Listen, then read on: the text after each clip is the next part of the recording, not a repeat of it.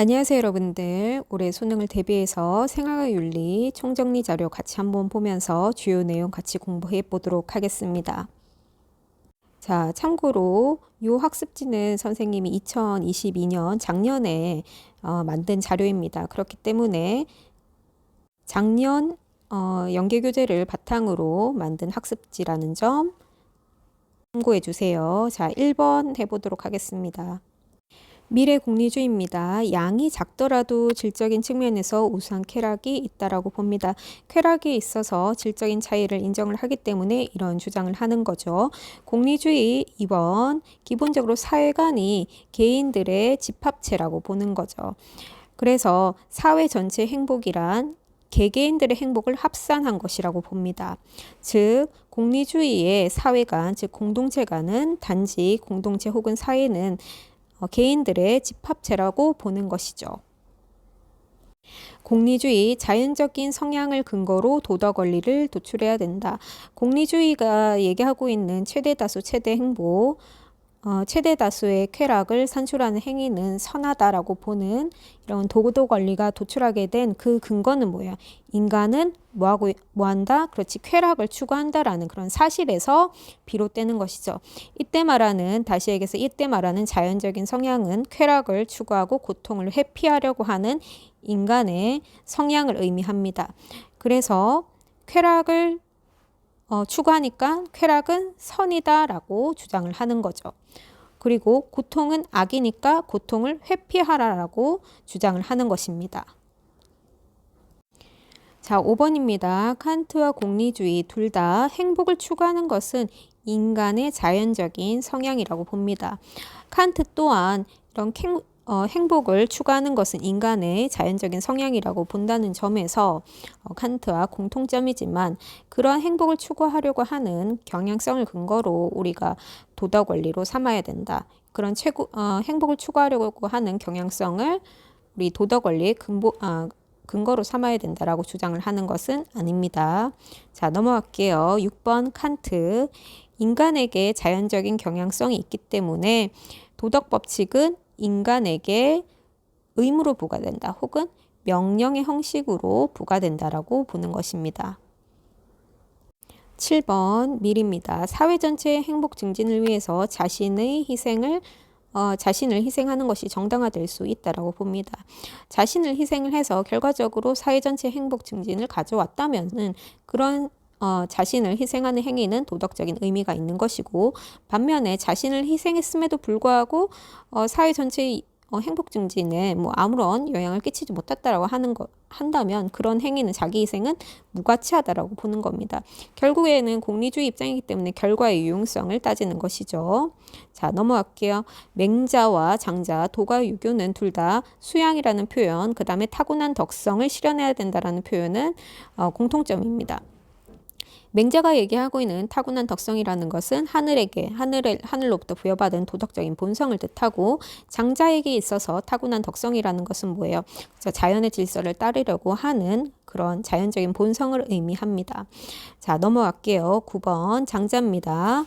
도의 관점에서 만물을 보며 분별적인 지식을 도의 관점에서 바라봐야 된다. 인간의 관점으로 바라보지 말고 도의 관점에서 만물을 바라보며 분별적인 지식을 버려라고 주장을 하는 것입니다. 장자의 사상적인 가장 큰 특징은 만물을 평등하게 대우하라는 거죠. 자, 넘어갈게요. 자연법 윤리. 자연적인 성향을 따르는 것이 도덕적인 행위가 될 수 있다라고 봅니다. 이때 말하는 자연법 윤리의 자연적인 성향이라고 하는 것은 자연법을 따르려고 하는 그런 성향을 의미를 합니다. 자, 모든 존재에게는 자연법을 따르려고 하는 성향, 즉 자연적인 성향 혹은 자연적인 욕구를 가지고 있다라고 봅니다. 그래서 자연적인 성향이 뭐가 있습니까? 그렇지, 자기 보전, 종족 보전, 신과 사회에 대한 진리 추구, 이런 것들이 있죠. 즉 자연법 윤리에 따르면 모든 인간은 자기 보존을 하려고 하는 성향, 종족을 보존하려고 하는 성향, 그 다음에 신과 사회에 대해서 진리를 추구하려고 하는 성향이 있다. 이런 자연적인 성향을 뭘 통해서 파악합니까? 그렇죠. 인간이 가지고 있는 이성을 통해서 인식을 하고 이것을 따르는 것이 자연법임을 인식을 하는 거죠. 자, 그래서 이렇게 인식된 자연법을 따르는 것이 도덕적인 선이고 그렇지 않은 것이 악이다라고 보는 겁니다. 11번입니다. 칸트, 행복의 원리에 바탕을 둔 준칙은 도덕 법칙이 될 수 없다라고 봅니다. 왜냐하면 행복을 추구하라. 그러니까 행복이라는 것이 뭐예요? 그죠? 감각적인 쾌락을 근거로 감각적인 경험에서 비롯된 것이잖아요. 비롯된 만족감을 우리가 행복이라고 얘기하는데 이런 감각에 의한 그런 경험에 근거한 그 행복이라는 것은 뭐예요? 사람에 따라서 달라질 수 있는 것이죠. 이렇게 주관적이고 우연적인 것에 반해서 도덕 법칙이 되려면 어떻게 해야 됩니까? 그렇지, 보편 타당해야 되지. 보편적이어야 되고 필연적이어야 되고 그 다음에 절대적이어야 된다라는 거지. 자, 이런 도덕 법칙의 성격을 칸트는 보편적이고 필연적인 것이라고 보기 때문에 행복은 뭐예요? 가변적이고 주관적이고 우연적이라고 보는 것입니다.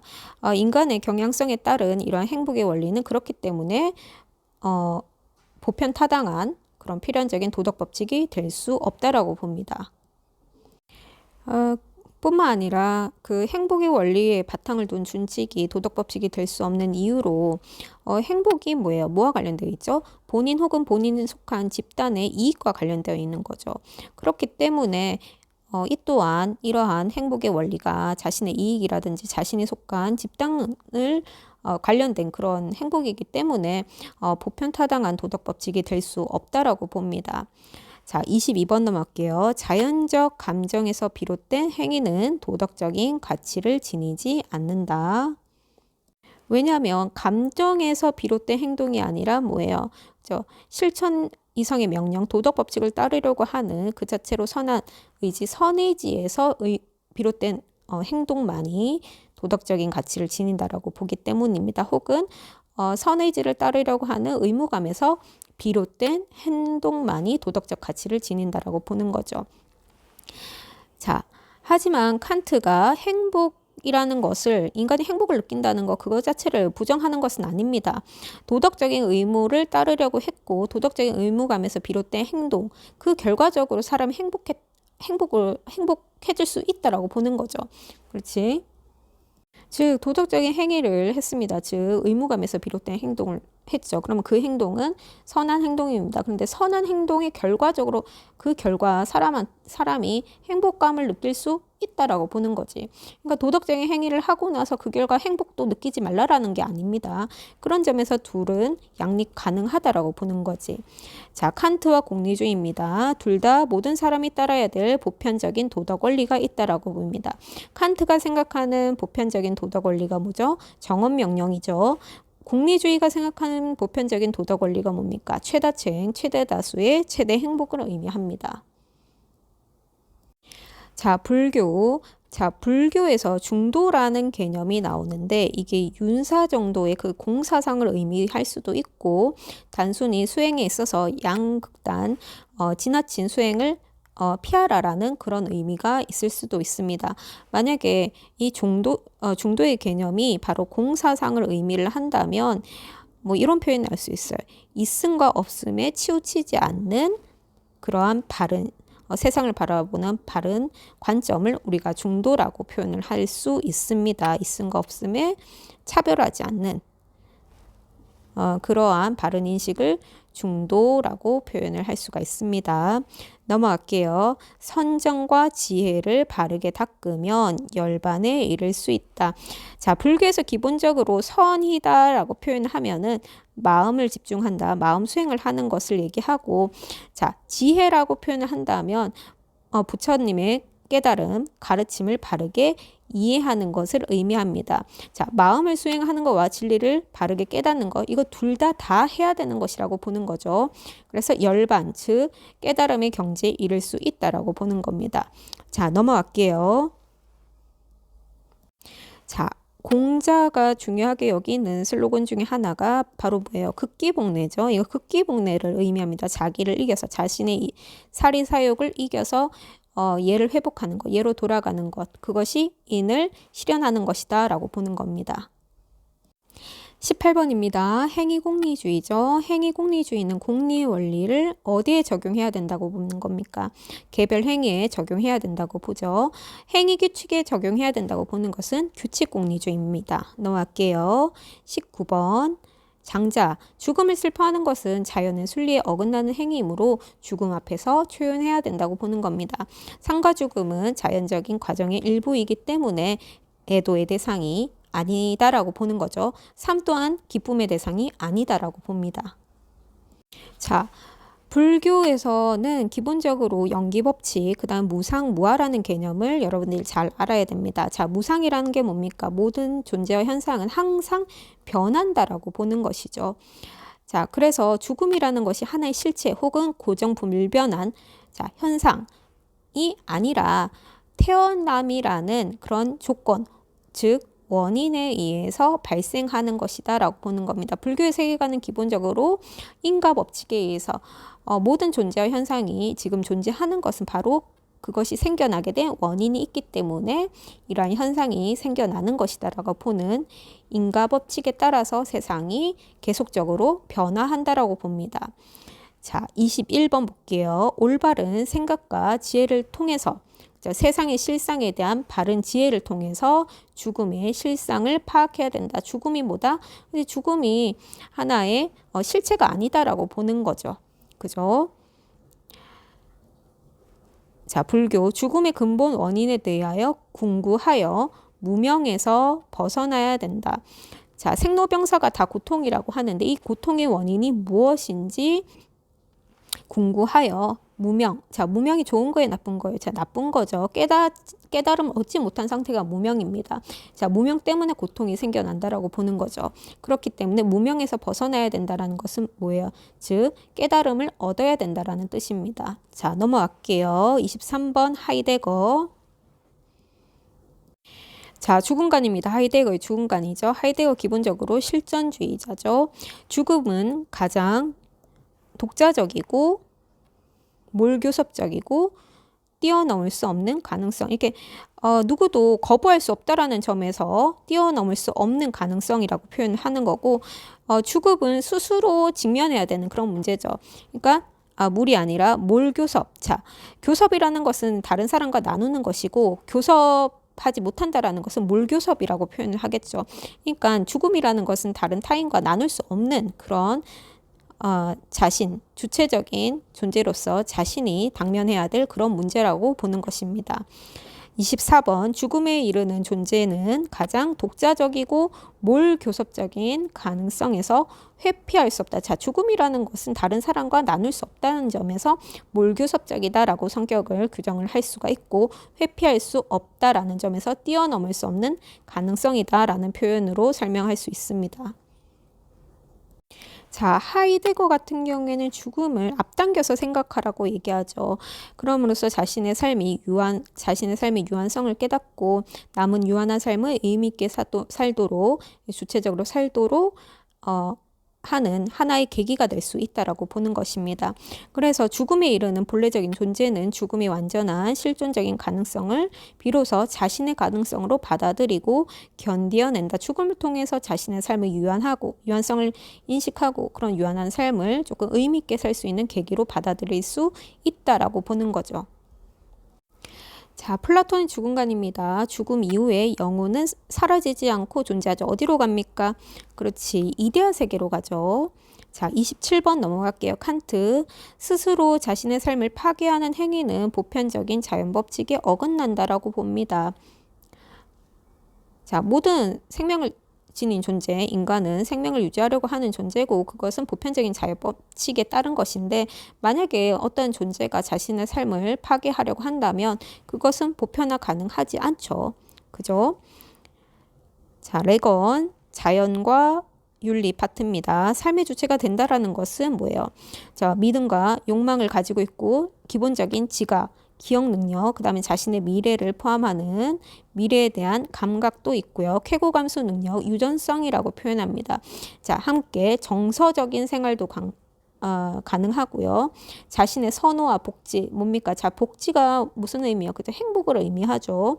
그리고 자신의 욕망과 목적을 추구하기 위해서 행위할 수 있는 능력을 지닌 존재를 삶의 주체라고 표현합니다. 그러니까 삶의 주체인 존재는 이러한 다양한 능력을 지닌 존재이고 이것을 일부 포유동물이라고 표현하죠. 1살 이상의 포유동물이 이러한 삶의 주체가 될 수 있다라고 봅니다.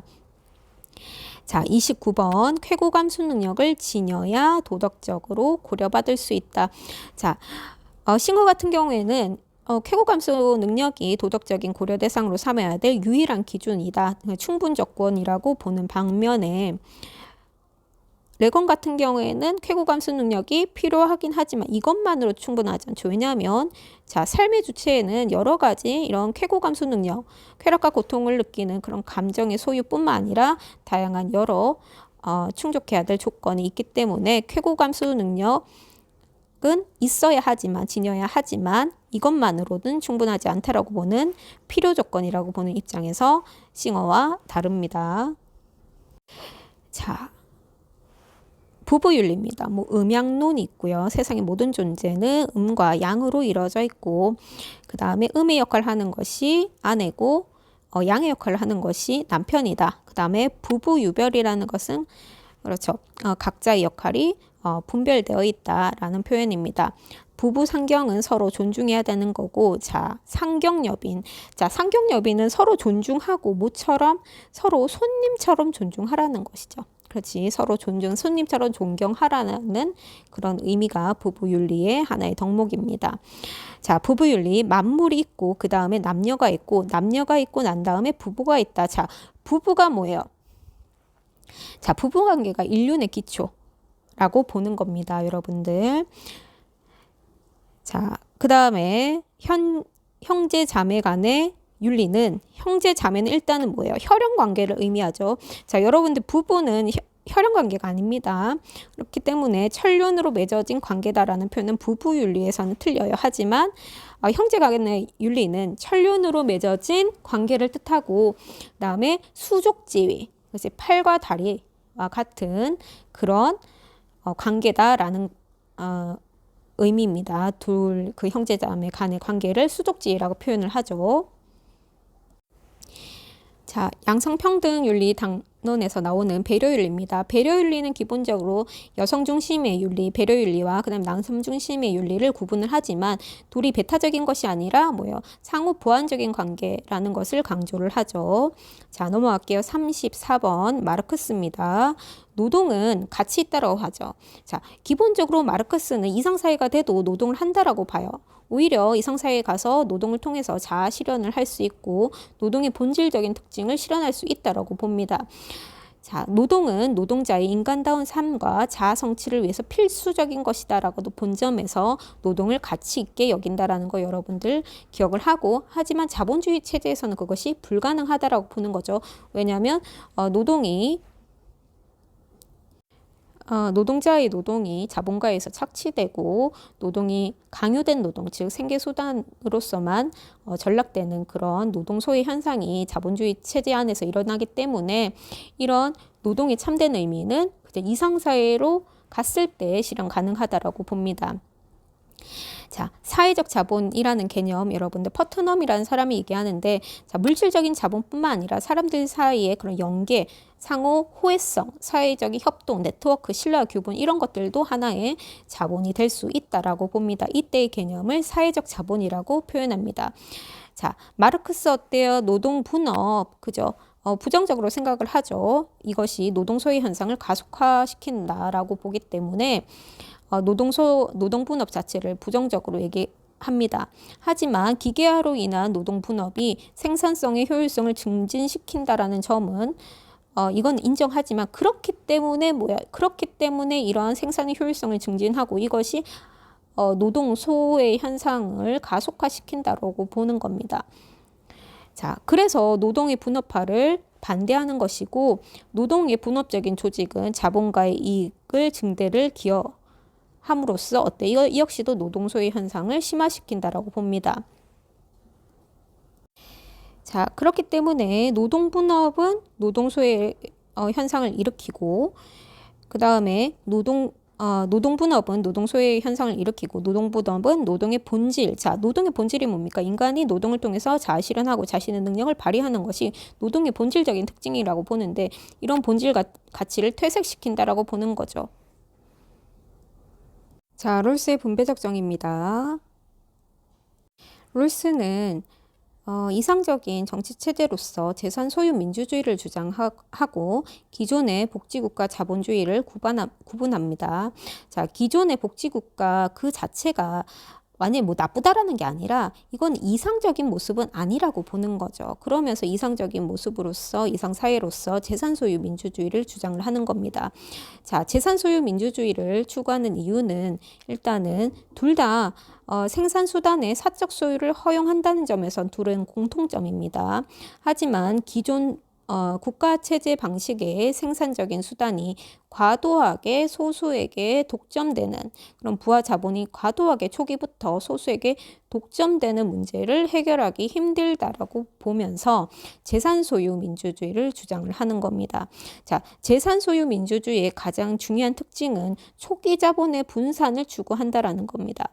자, 기존 복지국가의 자본주의의 특징은 각 기관의 마지막에 덜 가진 가장 불리한 사람들에게 소득을 재분배하는 방식을 우리가 기존의 복지국가 정책의 특징이라고 보는데, 즉 경제적인 불평등의 격차가 심화된 이후에 덜 가진 사람들이 불운하거나 손해를 입은 사람들이거나 혹은 천부적인 재능이라든지 사회적인 우연성에 있어서 불운한 그런 존재를 지원하는 방식으로 그런 사람들을 도와주는, 그런 덜 가진 사람들을 도와주는 그런 체제가 기존의 복지국가 체제의 정책의 그런 특징인데, 이런 점이 바로 롤스는 인간의 자존감을 보장하지 못하는 방식이라고 봅니다. 왜냐하면 롤스가 생각하는 정의로운 사회는 인간이 자유롭고 평등한 존재가 자신의 자존감을 지킬 수 있고 그런 자존감을 실현할 수 있는 사회를 정의로운 사회라고 보는데, 이런 기존의 복지국가 체제는 뭐예요? 언제 재분배됩니까? 그렇지, 마지막에, 그 기간의 마지막에 자신의 불운을 증명을 해야지 어때요? 지원해주는 방식이잖아요. 자, 하지만 잘 보세요. 복지 정책 자체를 롤스가 부정하거나 비판하는 것은 아닙니다. 이러한 방식이 가지고 있는 한계를 지적하는 것이죠. 자, 반면에 재산 소유 민주주의는 각 기관의 출발점이 포인트예요. 출발점에서 생산적인 자산과 인적 자본의 광범위한 소유, 즉 초기 자선의 분산을 추구합니다. 그래서 모든 시민이 적당한 정도의 사회경제적 평등의 토대 아래서, 자, 적당한 정도의 사회경제적 평등이에요. 토대 위에서, 이거 완전한 평등이 아니라 사회경제적 평등의 토대 위에서 자신의 삶을 꾸려나갈 수 있게 하는 것이 재산소유 민주주의의 특징이라고 봅니다.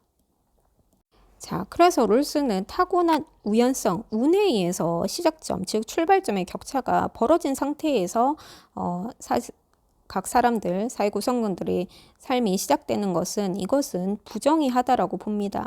물론 우연성, 어떠한 출발점에서 시작하느냐, 그것은 우연성에 달려있기 때문에 그 자체로는 선도 악도 아닌 임의적인 요소이기 때문에 그런 임의적인 요소로 인해 가지고 분배라든지 사람들의 삶이 결정되어서는 안 된다라고 보는 거죠. 그래서 롤스는 각각의 사람들이 어떠한 정당한 자격이 있어서 그러한 출발점, 그러한 시작점에 놓여 있는 것은 아니다. 그 위치에 놓일 만한 자격이 있기 때문에 그런 위치에 처해서 그런 출발점에서 시작하는 것이 아니라, 그런 출발점에 놓인 것은 뭐예요? 그저 운일 뿐이라는 거죠. 정당한 자격이 있기 때문에 그런 유리한 출발점에서 시작하는 것이 정당한 것이 아니고, 그것은 도덕적인 임의적인 그런 운이라는 것이죠. 그렇게 해서 모든 사회 구성원들이 시작하는 그 출발점의 격차를 완화시키는 부하 자본의 소유를 초기 자산의 소유를 분산시켜야 된다라고 주장을 하는 겁니다. 자, 왈처의 분배적 정의입니다. 분배적 정의와 관련된 모든 사회적, 자, 분배적 정의가 그러니까 분배의 대상이 되는 모든 사회적 가치는 공동체주의자죠, 왈처. 역사적, 문화적 필연성의 산물이다라고 봅니다. 자, 아리스토텔레스 정의는 모든 덕을 포괄하는 덕이다. 나한테만 이익이 되는 것이 아니라 사회 구성원 모든 사회 구성원들한테 또 이익이 되는 것이기 때문에 정의는 모든 덕을 포괄하는 덕이다라고 주장을 합니다. 42번 아리스토텔레스입니다. 법은 용기나 절제와 같은 덕의 실천을 명령한다라고 봅니다. 자, 43번 정의는 완전한 것이다. 그리고 정의에는 모든 덕이 다 들어있다라고 표현합니다. 44번 롤스의 분배적 정의입니다. 분배적 정의의 문제는 사회체제의 선택이며 정의 원칙들은 기본 구조에 적용된다. 정의의 1차적인 문제는 그 사회체제를 선택하는 것에 있다라고 보는 거죠. 공정한 그 합의의 상황인 원초적 입장에서 채택한 분배적 정의가 1차적으로 적용해야 되는 것은 그 사회 체제를 선택하는 것에 있다. 즉, 정의 원칙들은 그런 사회 체제를 구성하는 기본 구조에 적용되어야 된다라고 보는 거죠. 그래서 정의 원칙에 입각해서 채택된 규제되는 사회 체제를 뭐라고 표현해요? 그런 사회를 질서정연한 사회라고 표현하는 거죠. 45번 적절한 체제의 배경적인 제도 없이는 분배 과정의 결과가 정의로울 수 없다. 자, 이것도 44번과 연결되어 있습니다. 한 사회가 한 사회 안에서 정의로운 분배가 이루어지려면 그 체제가 뭐에 입각해서 선택되어야 된다라고 봅니까? 그렇지. 그 체제, 그 사회의 체제와 기본 구조가 뭐에 의해서 정의 원칙에 입각해서 규제받아야 된다고 보잖아요. 그죠? 그렇기 때문에 그런 질서정연한 체제여야만이 그런 질서정연한 체제를 갖춘 사회에서만이 그렇지 정의로운 분배가 이루어질 수 있다라고 봅니다. 자, 46번 옳습니다. 공정한 상황에서 공정한 절차를 걸친 합의는 그 자체로 옳다. 뭐예요? 자, 이런 상황이 바로 원초적 입장에서 정의 원칙, 즉 분배 원칙에 합의하는 상황이죠. 자, 원초적 입장은 무지의 배를 쓰고 있기 때문에 공정성이 확보된 상태이죠. 그런 공정한 절차에 따라 합의된 정의 원칙은 그 자체로 옳다라고 봅니다. 자, 노직의 분배적 정의입니다. 47번 재분배 원칙이 분배 주체의 소유 권리를 침해해서는 안 된다. 자, 기본적으로 노직은 개인의 권리를 굉장히 강조를 하는 자유지상주의자죠. 그렇기 때문에 재분배의 원칙이 분배 주체의 소유 권리를 침해해서는 안 된다라고 봅니다. 자, 리브어와 마르크스입니다. 정의 실현을 위해서 폭력혁명이 필연적인 것이다. 이거는 마르크스 주장이고 리브어는 폭력이 하나의 강제적인 수단으로서 허용될 수는 있지만 그것이 그 폭력적인 방법이 필연적인 것이라고 보지도 않고 그런 폭력혁명, 즉 폭력혁명을 통해서 정치체제를 바꾸는 것도 필연적인 것이라고 보지 않습니다. 자, 마르크스가 주장하는 이상사회에서의 분배 방식은 뭡니까? 능력에 따라서 노동하는 것이고 필요에 따라서 분배하는 것이죠. 자, 정의 실현을 위해서 사적 소유 철폐가 필수적이라고 보는 겁니다. 자, 마르크스가 주장하고 있는 공산주의에서는 뭐가 없습니까? 사적 소유 없죠. 그 다음에 국가 체제도 아닙니다. 그리고 계급도 소멸되는 거고 그 다음에 노동의 분업, 자, 노동 분업도 사라진 상태죠. 자, 형벌의 목적은 뭡니까? 공리주의와 베카레아 사회계약설의 입장에서 공공의 이익, 그 다음에 결과적인 유용성을 근거로 형벌이 정당화된다라고 보는 겁니다. 즉, 사회적인 유용성이 뭡니까? 범죄자의 범죄 가능성을 예방하고, 범죄를 예방하고, 그 다음에 교화하고, 그 다음에 본보기로 삼아서 다른 시민들에 의한 범죄를 예방하려고 하는 그런 목적이 있잖아요. 그렇지. 그 어떤 경우에도 시민에게 저지르는 그런 게 폭력이어서는 안 된다고 봅니다.